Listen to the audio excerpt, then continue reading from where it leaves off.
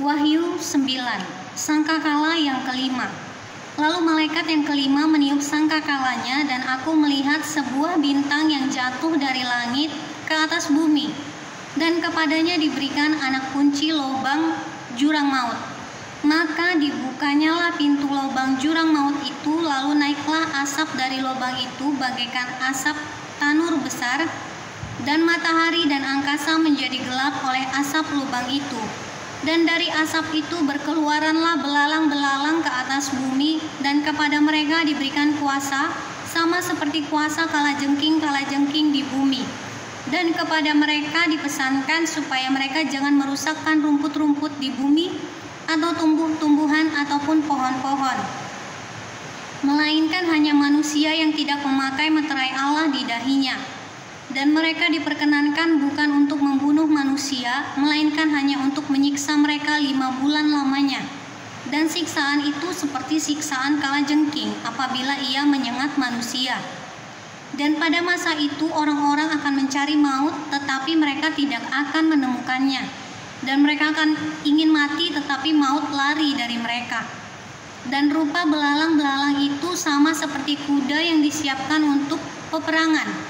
Dan di atas kepala mereka ada sesuatu yang menyerupai mahkota emas, dan muka mereka sama seperti muka manusia, dan rambut mereka sama seperti rambut perempuan, dan gigi mereka sama seperti gigi singa, dan dada mereka sama seperti baju jirah, dan bunyi sayap mereka bagaikan bunyi kereta-kereta yang ditarik banyak kuda yang sedang lari ke medan peperangan.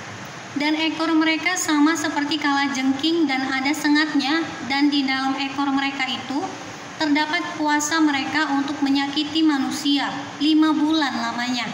Dan raja yang memerintah mereka ialah malaikat jurang maut. Namanya dalam bahasa Ibrani ialah Abaddon, dan dalam bahasa Yunani ialah Apollyon. Celaka yang pertama sudah lewat, sekarang akan menyusul 2 celaka lagi. Sangkakala yang keenam.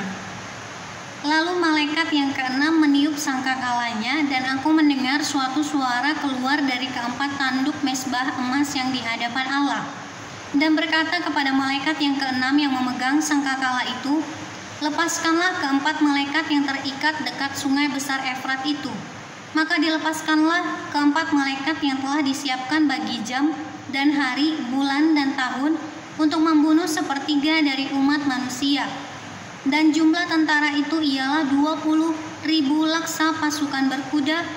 Aku mendengar jumlah mereka. Maka demikianlah aku melihat dalam penglihatan ini kuda-kuda dan orang-orang yang menungganginya. Mereka memakai baju zirah, merah api dan biru dan kuning belerang warnanya.